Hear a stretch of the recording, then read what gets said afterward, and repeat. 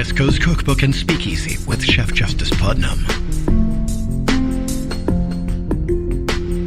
Netrootsradio.com.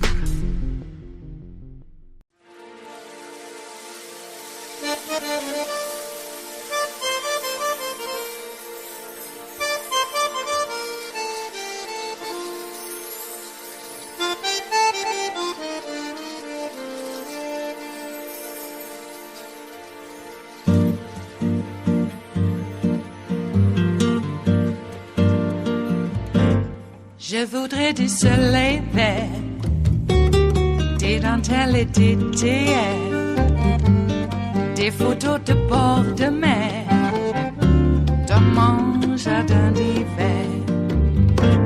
Je voudrais de la lumière, comme en Nouvelle-Angleterre. Je veux changer d'atmosphère, dans mon jardin d'hiver. À fleurs sous la pluie de novembre, tes mains qui courent, je n'en peux plus de t'attendre. Les années passent, qu'il est loin, là je tombe. Nul ne peut nous entendre. Je voudrais du Fred Astaire. Good evening from New York. I'm Chris Hayes. In the last 24 hours, more than 1,000 pages of newly unsealed documents from a case involving the disgraced financier and convicted sex offender Jeffrey Epstein were released to the public. They were unsealed. That includes about 300 in just the past few hours, which we've been sifting through here. And journalists, both in our news organization and all over, have been poring over those documents. And I have to say, so far, we've not learned much that we did not already know, despite the tantalizing promise there would be some big reveal. For instance, we know that Epstein actively cultivated relationships with powerful men, and in some cases women, in prominent institutions, from government to finance to academia to philanthropy. We know that Epstein trafficked and sexually abused young women and girls. We know he owned a private island in the Caribbean where some of this abuse took place, and that he flew some of those same rich men he cultivated relationships with there on his private jet.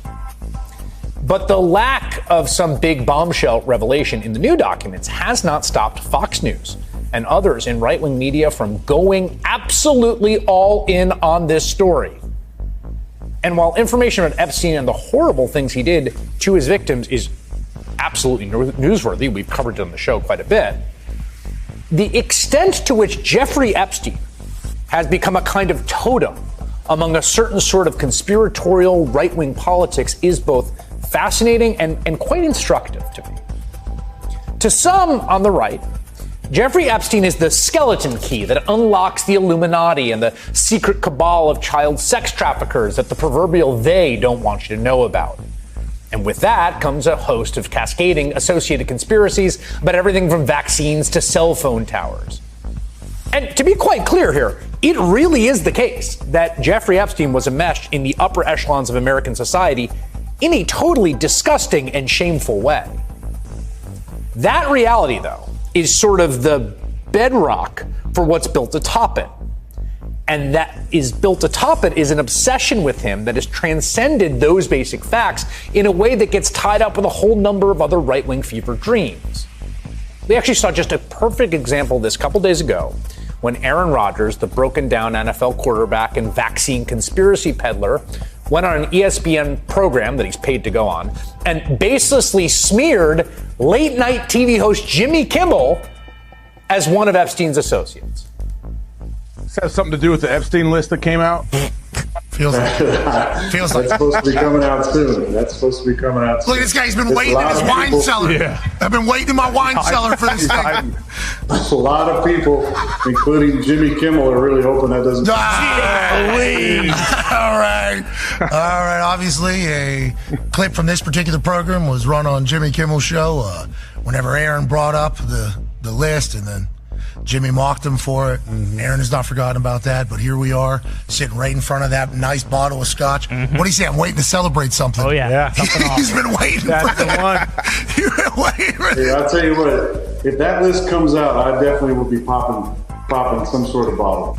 Right, so you get that, right? Aaron Rodgers, who's sort of deep in this conspiracist world, who's done incredible amounts of actual tangible damage with his vaccine denialism. I mean, huge amounts, right? Sitting there like this big moment, this big reveal, right? The secret cabal is going to be revealed, and maybe Jimmy Kimmel's on the list. Now, Jimmy Kimmel did not appreciate being smeared in that way. The late night host, who, we must stress, has zero connection to Epstein, was not in the documents released, lit into Rodgers on social media and threatened to take him to court. And the very next day, the host of that program had to go on TV and try to clean up Aaron Rodgers' mess.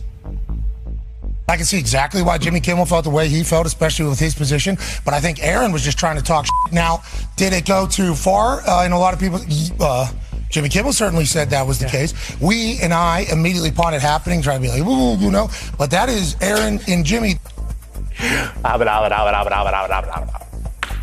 That is just one example of the way that Epstein conspiracies are sort of weaponized, this kind of all-purpose tool against the conspiratorial right's perceived enemies, right? And I have to say, it is really just so unbelievable that Fox News, Republicans, conservatives have made Jeffrey Epstein, the focal point of their worldview about who the bad guys are in society. Because let's just look at the facts here.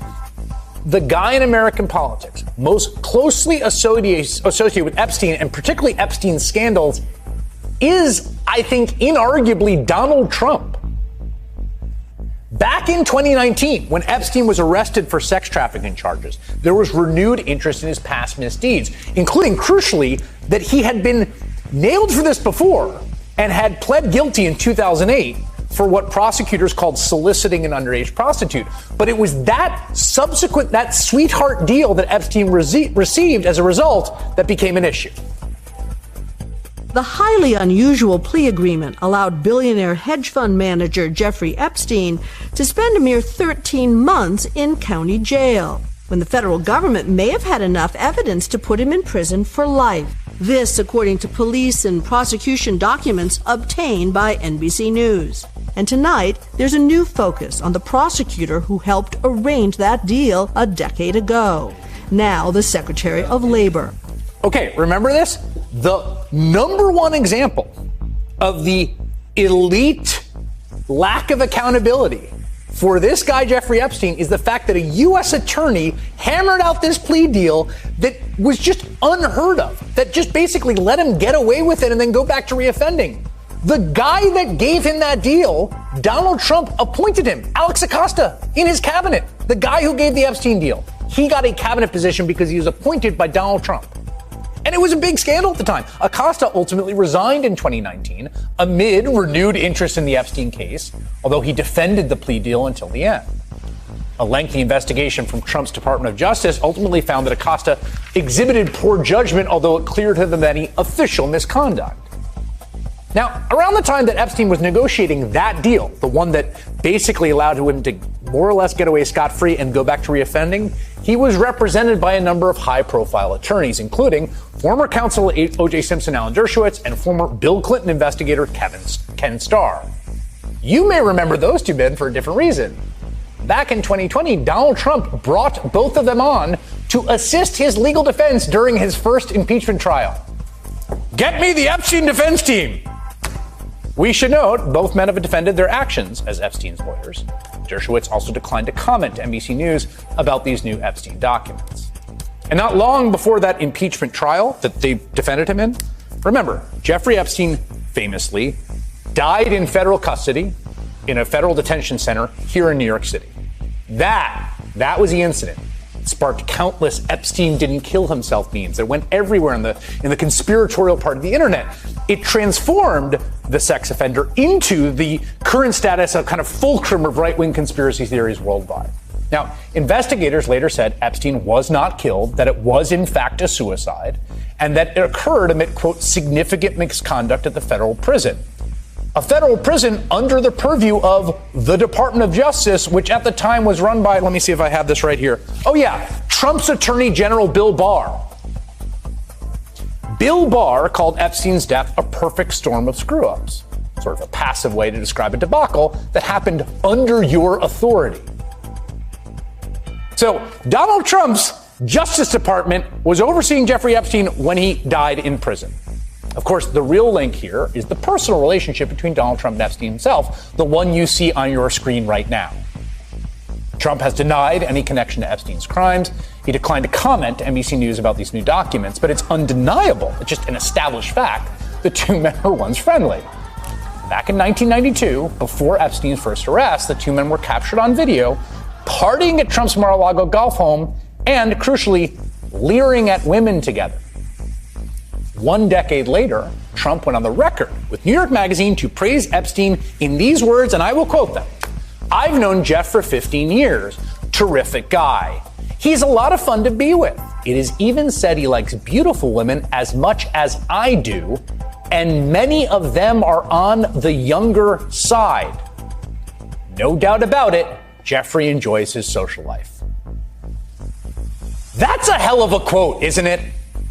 About a guy who we would later find out was trafficking girls, sexual abuse. And though Trump later claimed he and Epstein had a falling out, his well wishes didn't end there, okay? Just listen to how Donald Trump responded from the White House briefing room after being asked about Epstein's associate, Ghislaine Maxwell's arrest. I don't know. I haven't really been following it too much. I just wish her well, frankly. I've met her numerous times over the years, especially since I lived in Palm Beach, and I guess they lived in Palm Beach. But I wish her well. I wish her. This is the one. They had just had the Alex Acosta scandal. Everyone knows what happened with Jeffrey Epstein. Donald Trump, as president from the podium, says, "Oh yeah, knew her socially, wish her well, rooting for her, hope she's doing fine." Again, to be clear, at the time, Ghislaine Maxwell was in prison after being charged federally with conspiring with Epstein to sexually abuse minors. But even when given the opportunity to walk those comments back, Trump refused. Her friend or boyfriend, Epstein, was either killed or committed suicide in jail. She's now in jail. Yeah, I wish her well. I'd wish you well. I'd wish a lot of people well. Good luck. Let them prove somebody was guilty. I mean, do you know that? Oh, so you're saying you hope she doesn't die in jail? Is that what you mean by wish her well? Her boyfriend died in jail, and people are still trying to figure out, how did it happen? Was it suicide? Was he killed? And I do wish her well. Two things here that are important. One is you can see the parts of the internet and the media world that Trump gets his own information from. I mean, remember, this guy's the president who directs the Department of Justice, right? That report to him that had Epstein in custody. Like, maybe someone killed him, maybe he died, I don't know. We should also note that they did prove somebody was guilty. Ghislaine Maxwell was convicted by a jury on those charges, serving a 20-year sentence in prison. But of course, the facts, I'm banging my head against the wall here. I know full well the facts don't matter to the conspiracy crowd. These are the type of folks who engage in what has become, quite clearly, a kind of watered-down QAnon talking point. Promote anti-vaccine nonsense. Things are all false flags, right? It's the kind of world, and particularly the kind of voters, in short, who seem most drawn to support conspiracy theorist Robert F. Kennedy Jr. for president. You weren't ever on Jeffrey Epstein's jet, were you? I was on Jeffrey Epstein's jet 2 times. I was on it in 1993, and I was on it and I went to Florida with my wife and 2 children to visit my mom over Easter. My wife had some kind of relationship with Ghislaine Maxwell, and they offered us a ride to Palm Beach. So I went then, and on another occasion, I flew again with my family, with I think 4 of my children, and Mary, my wife, to Rapid City, South Dakota, to go fossil hunting. You weren't on Epstein's jet. Well, twice, with my family, once to go fossil hunting, but aside from that. Now, Kennedy denies any wrongdoing. He's not been accused of any misconduct, to be clear. Because, lots of people, it seems, again, this is part of what sort of makes the scandal so tantalizing for people, right? Lots of people flew on Epstein's private jet, including former President Bill Clinton. That's also established and well known. But again, to the conspiracist crowd that traffics almost exclusively in loose connections and innuendo, it should presumably be relevant that 2 of the 3 most prominent candidates for president of the United States of America have tangible connections to Jeffrey Epstein. In fact, if you at home watching this are something of a single-issue anti-Epstein voter, there's only one major candidate for president without any meaningful ties to Epstein. His name's Joe Biden. Keep that in mind the next time Fox News tries to use Epstein to smear the left. It is Friday, the 5th of January of 2024, and you are in West Coast Cookbook and Speakeasy.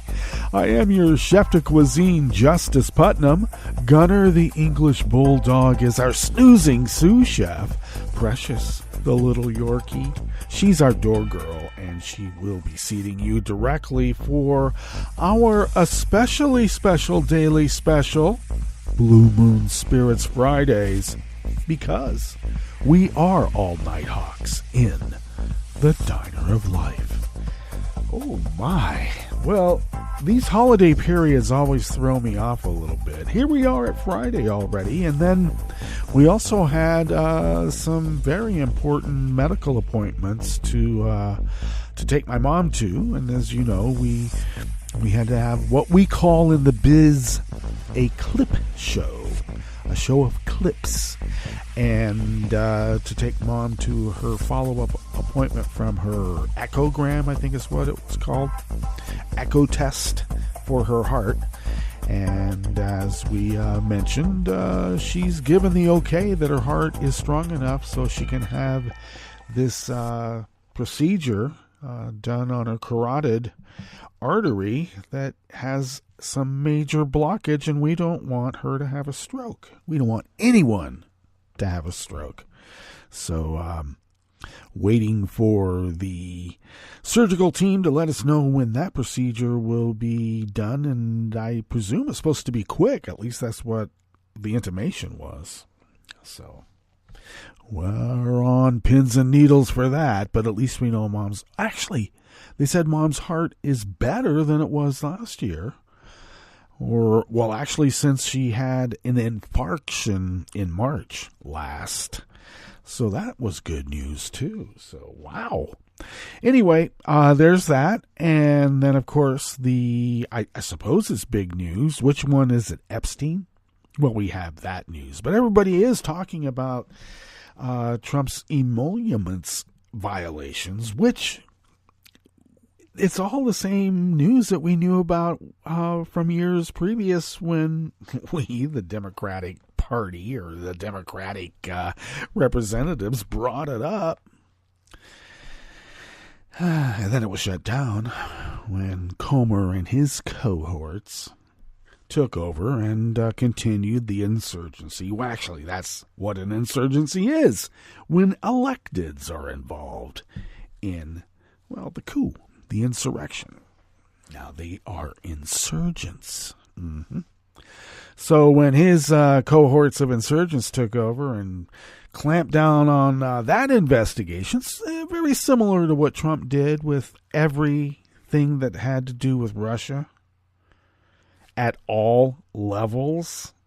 I'm not kidding. I mean, these are things that we tend to forget. I mean, that whole Strzok and Lisa Page thing was because they were investigating Russia connections to a bunch of people, and Trump was involved in it. These investigations had been going on for, in some instances, 2 years before Trump claimed that he was running for prez. I say that that's not necessarily true because... he was implicated when he married Ivana. And Ivana's dad is KGB. Or was. Yeah, you're a big rich guy partying at Studio 54. Did they have Studio 54 then? Anyway, partying, with all the party-hardy people. And you're consorting with commies? And not only commies, but commies in the intelligence services of said commie countries. And they all worked for Moscow. The Kremlin. Yeah, Ivana's dad was KGB. I remember joking about it at the time, probably on one of our annual survival treks up in the Clark Range of Yosemite. Yeah, that was when we would take 10-day hikes with no food. Well, I would sneak in some rice. But basically it was, and I would carry cans of beans too. That's how stupid I was. Anyway, we would forage on our way through the Clark Range, and about 110 miles in 10 days. And I remember speaking about this on one of those hikes. What if Donald Trump was really a Russian asset? Can you imagine? And we all kind of laughed. Yeah. And now here we are, taking big-time money from a lot of people. China. General Xi is a strong man. He's a good man. I want to know when he got the money from China and when he said Xi had nothing to do with COVID. Remember that? Oh, yeah, that's another one. 170,000 people are directly dead because of Trump's misappropriation or mismanagement of the COVID crisis. And we're just talking about weird cures like, what was that one? Horse tranquilizer? No, that's PCP. Or is that rhino? Elephant tranquilizer. I can't remember. What's PCP? What was it that they gave? Like, there was bleach and then horse something for malaria. Oh, if it works on malaria, it'll work on COVID. Yeah, it doesn't. And people died. 170-some thousand. How soon we forget that millions passed because of misinformation. Oh, that reminds me. YouTube took off it was Smothered Benedict Wednesdays from 2020. That's 4 years ago now. Took it down because of what they claimed was medical disinformation. And they gave me the timestamp on it, so I went back into the Internet Archive and brought up the show. And it's a news story about medical disinformation. Their algorithm has something wrong. But it's so long ago, I don't care. It's not going to be on YouTube, that particular show. Oh, my. Yeah, I get notices that Russia complains whenever there's like a labor song on Labor in 2 Minutes. Labor History in 2 Minutes. Whenever Rick Smith puts on like, I think it's like 17 seconds is what we're allowed of a song, a labor song. Russia always complains. Gotta take that down. What's up with that? It just always cracks me up. And YouTube complies. So, yeah. It's kind of a PSYOPs campaign, and Trump was taking big-time money. Not just from China. Yeah, big-time money from the Bonesaw people. And this is only 2 years. And it's only around 8 mil. Which we know is a fraction. This is only a fraction of what they were able to find before they got shut down. And then everything that Trump was doing, they said Joe did. And now they're saying that Trump has legitimate businesses and Biden has no apparent business interests at all. And yet he got all this money and Joe never got any money. They're saying that Hunter Biden funneled all this ill-gotten gain through foreign shell companies. First of all, there's no foreign shell companies, but he did run it through a Delaware corporation like everybody does who wants to lower their tax exposure. That's why Delaware exists. Oh my God, there's something nefarious. He went through a Delaware corporation. I'm like, yeah, well, look how many Trump things are through a Delaware corporation. Give me a break. The NRA goes through Delaware. No one complains about that except us. So it's all get back. Everything Donnie Two Scoops was doing was exposed in a filing by Jack Smith, who Donald Trump and his team now want the judge to file a contempt charge against him and throw him in jail. Jack Smith should be in jail for a contempt of court charge. This is great. The mobsters telling the judge what to do. Well, we did have Alina Habba. By the way, is she so really hubba? I don't know. She's okay. But I don't know. Not enough that she can fake being smart. I know about fake being smart. You can't. If someone knows more than you try to fake it, it's going to look like you're faking it. At some point, it's better just to say, I don't know. What do you know? Can you enlighten me, please?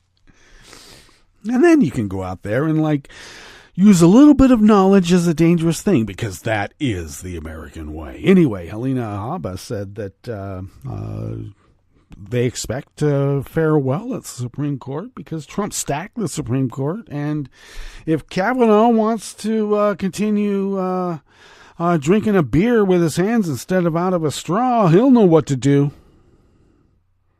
And she went on and said, no one likes to wake up to a severed horse's head in the early morning before that first beer, right, Brett? Okay. Yeah. And she's pretty when she says it. So she says.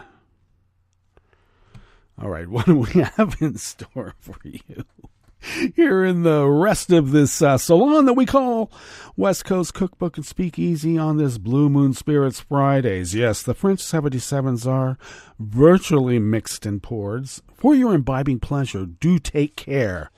It is a potent spirit, very potent. Well, at the top, there is only one anti-Epstein candidate, and it ain't Trump or RFK Jr. I would have said Cornel West, but there's no evidence that Cornel West was ever on anybody's private jet. Well, maybe. Maybe there is. On the rest of the menu, maybe he was on Harlan Crow's.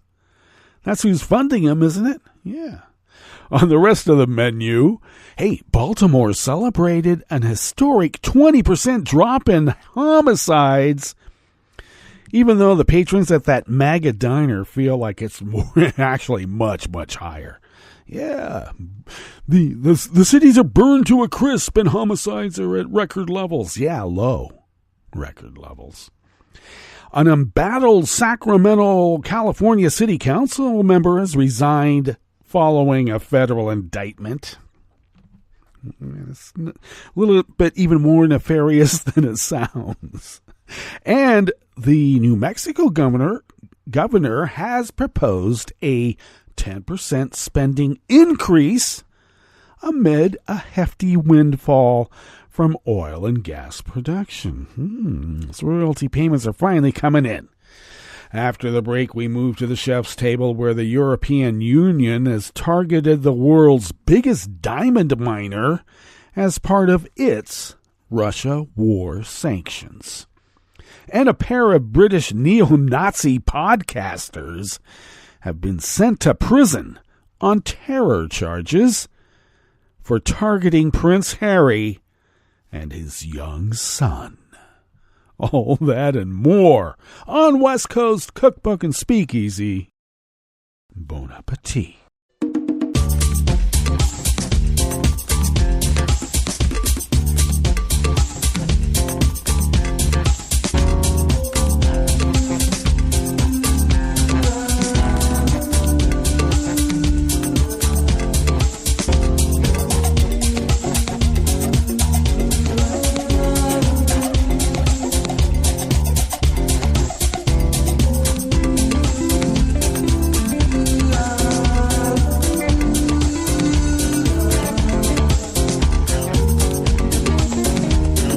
Near the bottom of our homepage at netnewsradio.com, to the right of the page is the chat room link monitored by Kelly Lincoln, and we thank Kelly for doing so and so much more. Thank you, Kelly. Across the page to the left from that chat room link near the bottom of our homepage at netrootsradio.com is the link to our Patreon page. And if you could become a recurring Patreon of Netroots Radio, and if you could afford to send us what you might spend on an espresso-type coffee drink, for instance, well, that would really help us pay down our bills.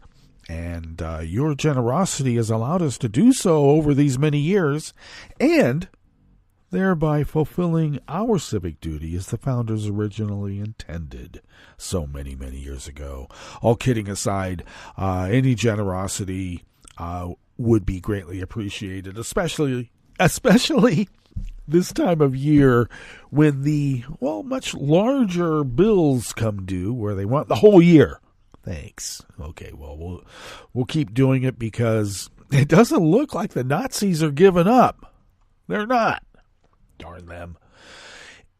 Oh, if you would like to follow Netroots Radio on Twitter, Mastodon, Spoutable, Blue Sky, Facebook, you can do so by pretty much going to @Netroots Radio or even just Netroots Radio. And Tom takes care of most of those, and I should mention that we all take care of the Facebook page somehow. Yeah, we do. So follow the show on social media at Netroots Radio, and follow me on all those social media platforms, I suppose Tumblr and what else? Instagram. Yeah, you can do so by following me on those platforms at Justice Putnam, and I post the show notes and links diaries on Daily Kos 10 minutes before showtime. So if you follow me on those social media feeds, you will have quick access to those diaries and actually read the actual reportage from the actual reporters. Fancy that. Let's see, you can also follow the show on Twitter at Cookbook West. And please do pick up podcasts by way of Spreaker, TuneIn, iHeart, YouTube, iTunes, etc., etc., etc. Just, you can't find it on Stitcher. Nope, just can't. Yep, it's a new year, but there's still some old grudges. Let us now tuck into this first offering here in the Bistro Cafe of West Coast Cookbook and Speakeasy. Blue Moon Spirits Friday. Speaking of old grudges, won't the right wing just give up on their lies? No, they can't.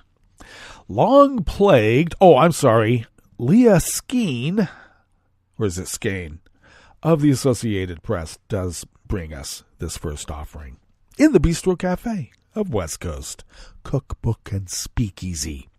Long plagued by rampant gun violence, Baltimore recorded less than 300 homicides last year for the first time in nearly a decade, ending a surge that began in 2015 following the death of Freddie Gray, which sparked civil unrest and prompted widespread calls for police reform.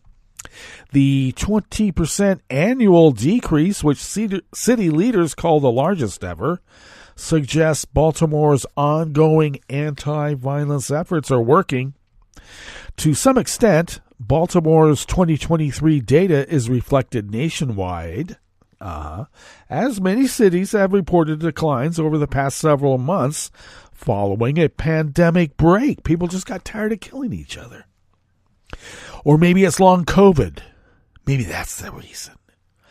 But to Baltimore, whose loved ones were among the 263 people killed last year in the city, the positive trend is bittersweet. Dozens of mourners gathered outside City Hall for a candlelight vigil on Wednesday night where elected officials and community leaders read aloud the victims' names. We are nowhere near where we want to be, but 20% is substantial. We have to celebrate, said Ray Kelly, a longtime Baltimore police reform activist who attended the vigil. That's 60 less families getting heartbreaking news.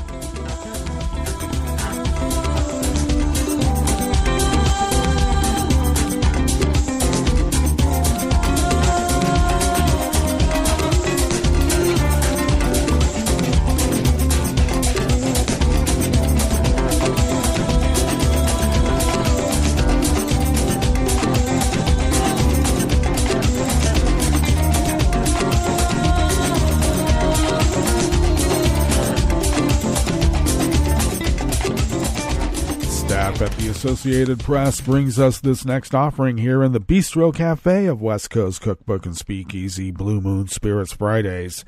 A city council member in Sacramento, California resigned yesterday, Thursday, just weeks after he pleaded not guilty to federal charges that he hired undocumented workers at his local grocery stores, underpaid them, and cheated the government on COVID-19 relief funds.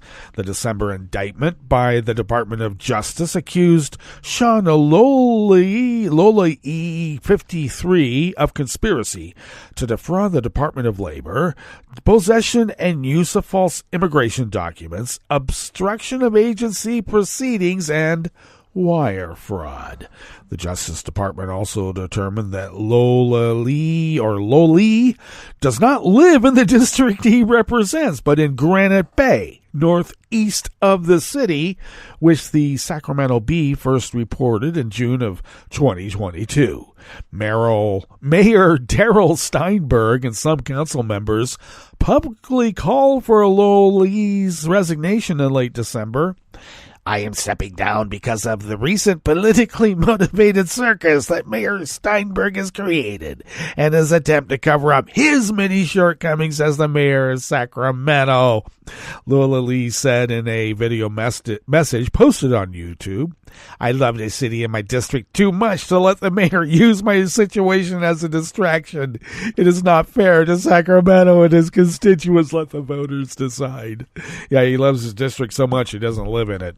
Steinberg has not yet named a person the council could appoint to serve the rest of the term, which ends in December of 2024.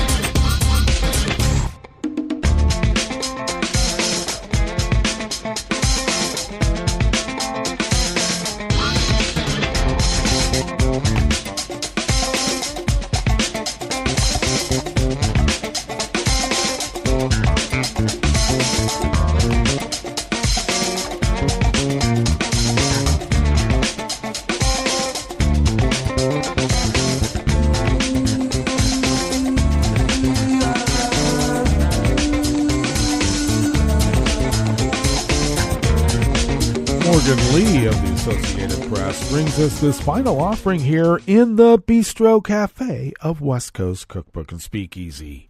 New Mexico's governor is proposing a nearly 10% general fund spending increase for the coming fiscal year to shore up housing opportunities, childhood literacy, and healthcare access, with additional payouts for electric vehicle purchases. Democratic Governor Michelle Lujan Grisham on Thursday yesterday published a $10.5 billion budget for the fiscal year, running from July of 24 through June of 25. It would increase general fund spending by nearly $950 million over current annual obligations. The Democratic-led legislature develops its own competing spending plan in advance of a 30-day legislative session that begins on January 16th. Lujan Grisham can veto any and all budget provisions provided by legislators.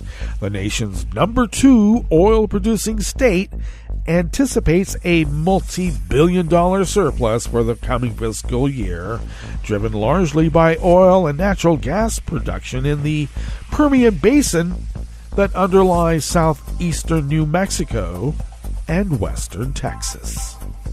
Well, that brings us to our break, and when we get back from that break, we will go through weather from around the world, and we will finish up with the stories that we've curated for you today.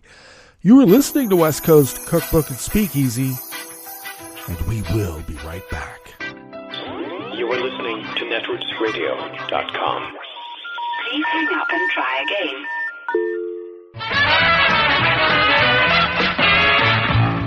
From a point at sea to the circles of your mind, a new force is at work for planetary transformation. New radio for a new Earth.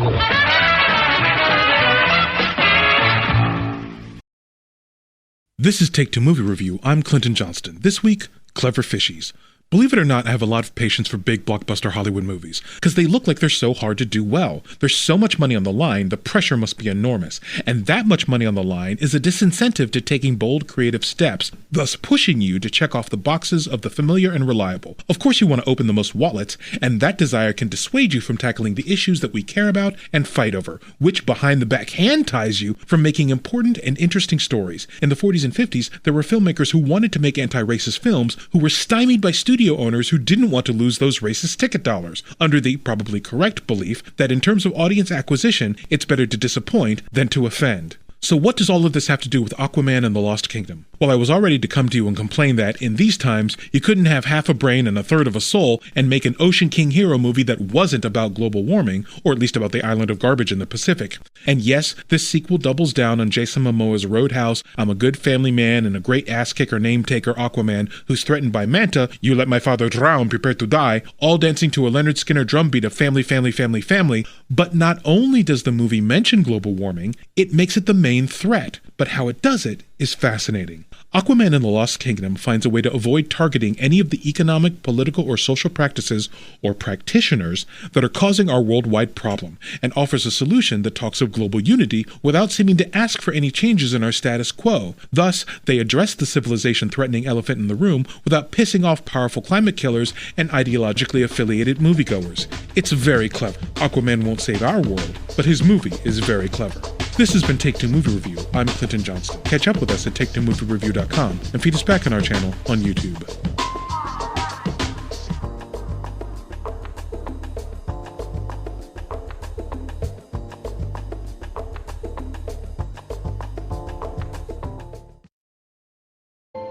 This is the story of a very special woman. In a matter of seconds, she turned herself into a great mathematician or an entrepreneur. Her knowledge was limitless and still is. She could also make monsters disappear, especially those that lurked in the shadows under the bed. Once, this woman put back together a teenage girl's broken heart, which had been shattered in 1,000 pieces, just by giving her a bear hug. She masqueraded as a regular person at work, but as a superhero at home. Everyone knows her as Gabriella. I still call her Mom. Your hero needs you now, and AARP is here to help. Find the care guides you need to help, complete with tips and resources at aarp.org/caregiving. A public service announcement brought to you by AARP and the Ad Council. If you came across someone struggling with hunger, how would you recognize them? By their clothes, their age, the way they speak? Would you notice an 8-year-old girl who's not excited for summer break because she may not be having lunch again until September? Or a single father of 2 who works 3 part-time jobs and still can't put enough food on the table? Or maybe a mother who cleans offices at night, hoping to find meeting leftovers to take home to her hungry family. Or a war veteran who's having a hard time landing a job and getting back on his feet. I am the 1 in 8 Americans who struggle with hunger. People you pass by every day but never knew were hungry. I am hunger in America. Hunger can be hard to recognize. Learn why at IamHungerInAmerica.org. Brought to you by Feeding America, 200 Food Banks Strong, and the Ad Council.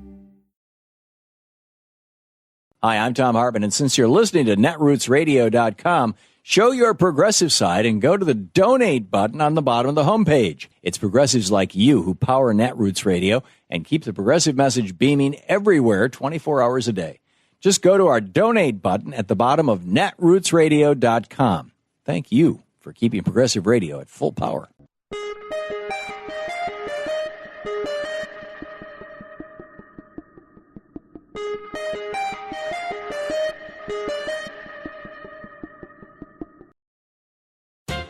Arkansas Traveler is an old-time song of folk humor that tells of a well-heeled dandy who gets lost while traveling through the Ozark Mountains. He comes upon a backwoods farmer and shouts out, "Hey, farmer, where does this road go?" Not missing a beat, the farmer says, I've lived here all my life, stranger, and it ain't gone nowhere yet. A corny joke, yet the current U.S. Congress has traveled that same nowhere road all year long in a fruitless attempt to reach agreement on a rewrite of America's basic farm bill. This failure is a very big deal and wholly irresponsible. The bill is a 5-year, $700 billion package that not only doles out federal crop subsidies, which have largely gone to huge agribusiness operations, but it also provides food stamps for millions of poor families, money for vital ag conservation programs, and economic development work in thousands of rural counties. So why the dead end? It's caused by the same plutocratic, theocratic nuttiness of Republican lawmakers who put their extremist right-wing ideology and corporate servitude above all the other needs of regular people in our country. Because of their internal chaos and political grandstanding, the old status quo farm bill had to be extended for another year. Yet, that's not all bad news, for a whole new constituency has begun rallying to write a truly innovative, forward-looking farm, food, labor, climate bill that fosters the common good. This is Jim Hightower saying, let's turn the dead-end year into a positive opportunity to build public support in 2024 for fundamental democratic change in America's food direction. The way to get there is not through more backroom Washington deals, but by going straight to the people, mobilizing family farmers, food workers, consumers, climate activists, and others behind a revitalized system that works for us. Howdy-ho, folks, and thanks for tuning in to my Hightower Radio commentaries. And guess what? There's even more Hightower waiting for you online.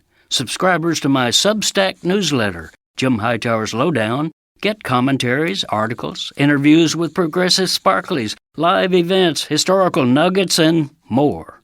Go to jimhightower.substack.com to sign up, and you'll get more. That's jimhightower.substack.com. You're listening to the American Democracy Minute, keeping your government by and for the people. While some states are making it harder to vote, a 2023 recap from Voting Rights Lab shows a few states passed legislation to help people register to vote and to make voting more accessible to all citizens. Michigan passed several laws to implement an expansion of voting rights passed by ballot measure in 2022. It includes automatic voter registration at the DMV and other state agencies, a permanent vote-by-mail list, 9 days of early voting, and pre-registration for 16 and 17-year-olds. Minnesota restored voting rights to returning felons upon release, helping an estimated 55,000 citizens to vote. It also expanded automatic voter registration to more state agencies, created a permanent mail-in voting list, and offered pre-registration to 16 and 17-year-olds. The New Mexico Voting Rights Act passed in March. It automatically registers voters at state offices, restores the vote of the formerly incarcerated, creates a permanent absentee voter list, mandates same-day registration, and enacts the first Native American Voting Rights Act. Connecticut voters passed a 14-day early voting period, and its legislature moved a constitutional amendment to a November 2024 vote, which would allow no-excuse absentee voting. Pennsylvania Governor Josh Shapiro directed that automatic voter registration be implemented by the state's DMV. We have links to the legislation summarized at Voting Rights Lab at AmericanDemocracyMinute.org. I'm Brian Beal. I'm Rick Smith, and this is Labor History in 2.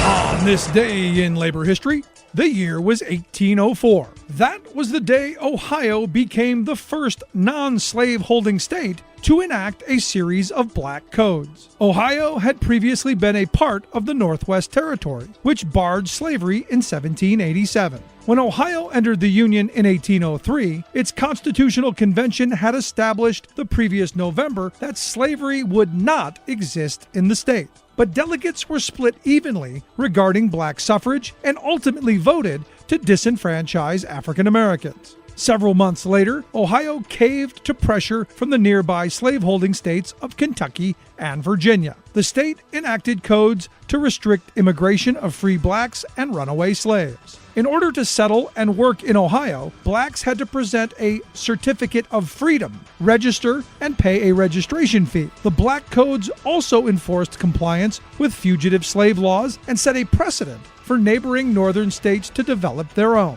The codes became more oppressive in 1807, when they were amended to also require a $500 good behavior surety bond as a requirement for residents. Despite this and other restrictive measures, the black population of Ohio grew annually, as blacks escaped north to freedom by following the Ohio River and Underground Railroad in the state and neighboring Pennsylvania. Abolitionism as a movement began in the state as early as the 1820s, when John Rankin moved to Ripley, Ohio, to join the anti-slavery communities and establish his home as a beacon of safety for blacks escaping the South. The movement gained steam in the 1830s with the founding of the Ohio Anti-Slavery Society, the newspaper The Philanthropist, and Oberlin College. Labor History in 2 brought to you by the Illinois Labor History Society and The Rick Smith Show.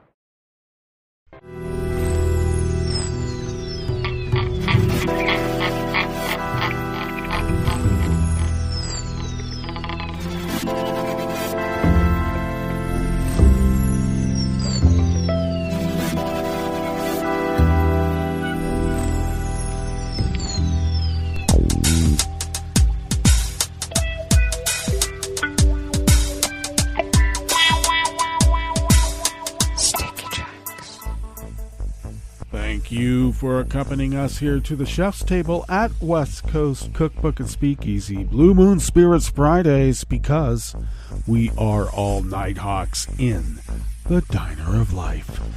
We always begin, whether from around the world, along the banks of the Rogue River, in the Rogue River Valley of Southern Oregon on the west coast of the continental United States of America, where it is currently 39 degrees Fahrenheit, expecting highs only around the mid-40s. Cloudy skies early this morning here with partial clearing later on, and then winds will be light and variable. And then cloudy this evening with rain developing before midnight. Lows in the mid to low 30s. Winds will be light and variable. A chance of rain is at 100%, bringing with it a third to a half inch of rain, and we might even get some snow mixed in with it. Then rain early tomorrow on Saturday, and remaining cloudy with showers all day. Highs in the low 40s. Winds out of the west-southwest at 5 to 10 miles per hour, and expecting a quarter inch of rain, and then a snowy mix on Saturday night and maybe all day Sunday. We'll report on how that turns out on Monday, which also has a forecast of snow mixed in with rain. Alrighty, well, that's something to look forward to, isn't it? Pollen is rated as none here in our little town of Rogue River. The air quality index for the region is in the good range at 17 parts per million, and that daytime UV index remains at its winter low at level 1. Barometric pressure is still rising ever so slightly at 30.5 inches. Visibility is at 7 miles, and relative humidity is at 93%. Weather from around the world is brought to you by a crowd of crowdsourced weather stations that a crowd crowdsources from around the world, and that is the Weather Underground. London is 45 degrees and cloudy. Paris is 46 degrees and partly cloudy. Rome is 60 with showers in the vicinity, and they are also under a watch for disruption due to heavy rain. Bagram is 38 and fair. Kyiv is 25 and partly cloudy. Hong Kong is 63 degrees and fair. Tokyo is 43 degrees and clear. Melbourne, Victoria, Australia is 63 and clear. San Francisco, California is 54 degrees, partly cloudy with a beach hazard warning. Do not turn your back on the ocean. Chicago, Illinois is 32 degrees and fair. And New York, New York is a brisk 34 degrees Fahrenheit and sunny. And that is weather from around the world, brought to you by a crowd of crowdsourced weather stations that a crowd crowdsources from around the world.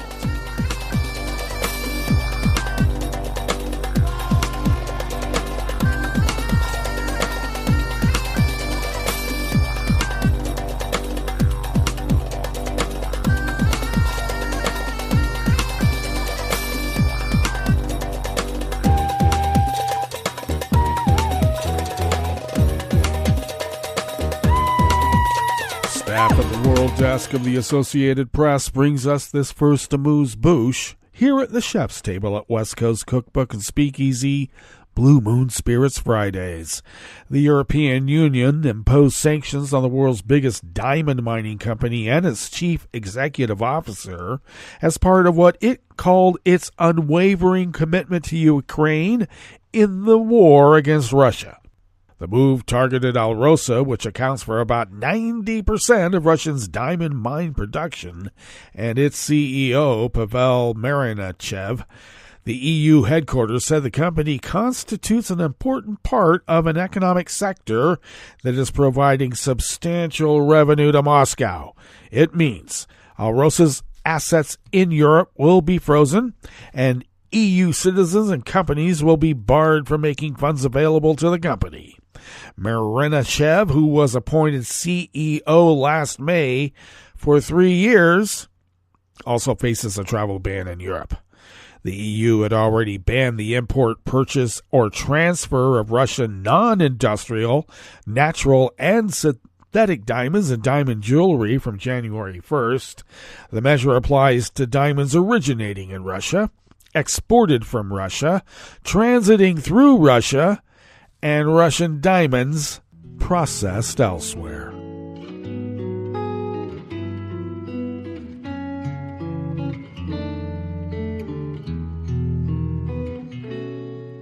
Je te donne ce mon amour pour la vie entière, la promesse de me trouver à tes genoux.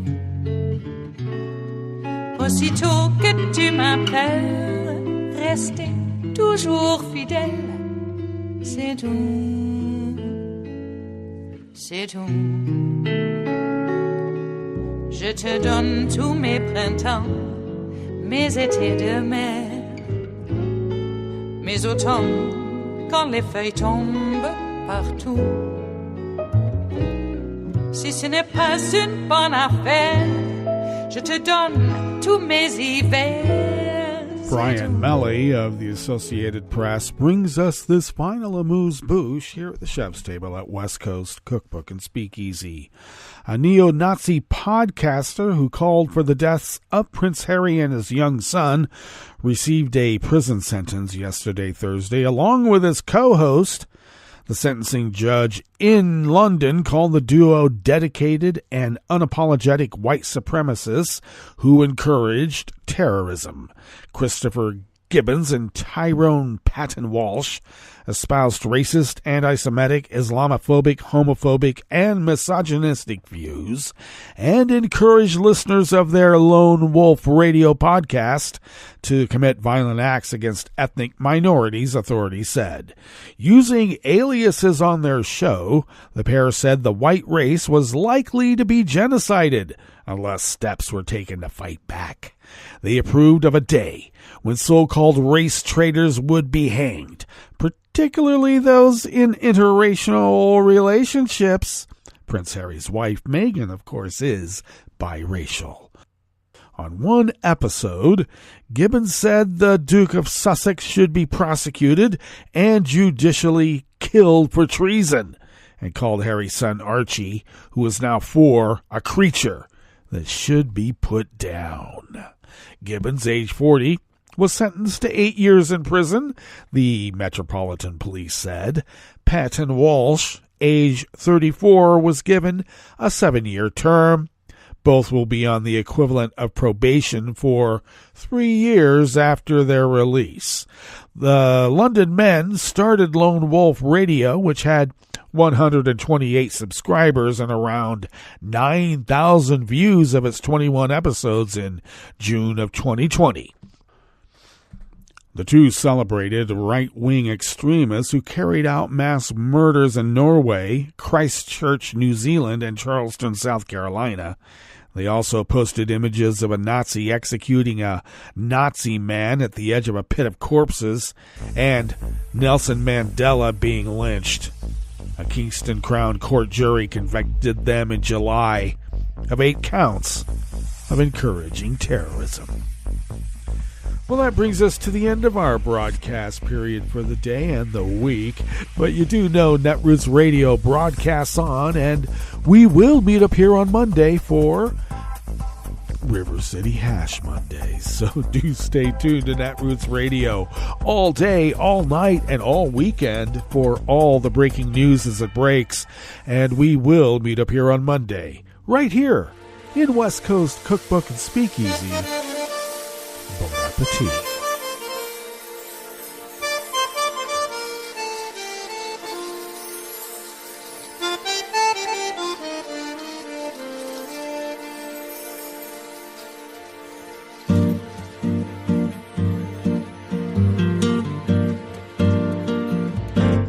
Je voudrais du soleil vert, des dentelles et des théâtres, des photos de bord de mer, dans mon jardin d'hiver.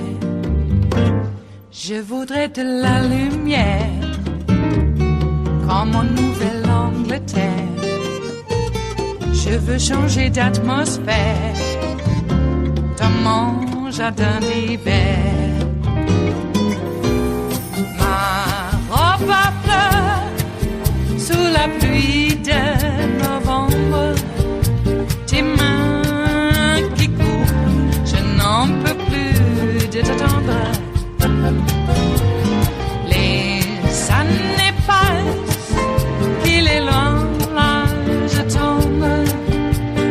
Nul ne peut nous entendre. Je voudrais du Fred Astaire, revoir un latte Goël. Je voudrais toujours te plaire dans mon jardin d'hiver. Je veux déjeuner par terre, comme au long de golfe clair, t'embrasser les yeux ouverts dans mon jardin d'hiver.